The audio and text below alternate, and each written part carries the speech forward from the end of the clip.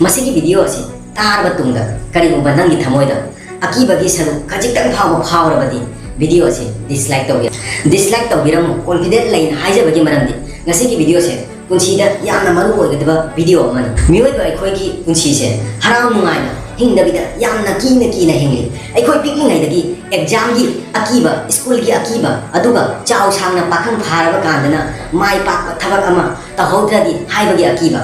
ꯑꯗꯨꯒ ꯌꯥꯝ ꯋꯥꯅ ꯍꯣꯠꯅꯗꯅ ꯄꯨꯟꯁꯤꯁꯦ ꯁꯦꯇꯜ ꯑꯣꯏꯔꯦ ꯈꯜꯂꯁꯤ ꯑꯗꯨꯒ ꯑꯃꯨꯛ ꯈꯜꯂꯛꯀꯅꯤ ꯂꯥꯛꯀꯗꯕ ꯃꯇꯝꯗꯅ ꯀꯔꯤ ꯑꯃꯨꯛ ꯑꯣꯏꯔꯒꯕ ꯃꯁꯤꯒꯤ ꯑꯃꯨꯛ ꯑꯀꯤꯕ ꯃꯔꯝ ꯑꯗꯨꯅ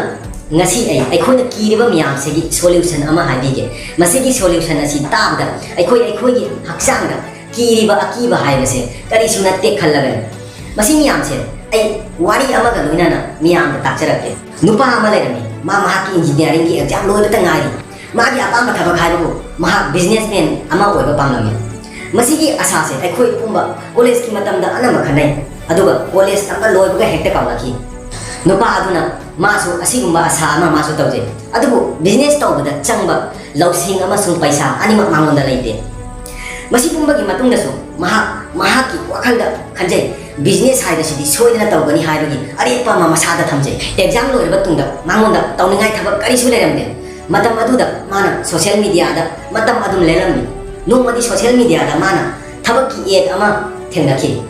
मदुदा महाका खनखि चलगा इंटरव्यू अमुक्तंग थादोकलगा लाके हाइना ममांगसु माना इंटरव्यू से अमुक फावो पीरुबा थारुबा हाइबसे लेजदे कॉलेज दसु मार्क यामना वाना फंगी अदुगा एग्जाम दसु कयारक फेल तौरखि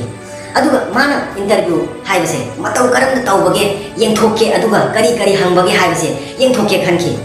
इंटरव्यू पीबा चटपा मतमदा इंटरव्यू पीबा मफम अदुदा मी चनी जांखै मुक लेरमी इंटरव्यू पीबगी दमक्ता अदुगा खनगदबा मीना अहुम खक्ता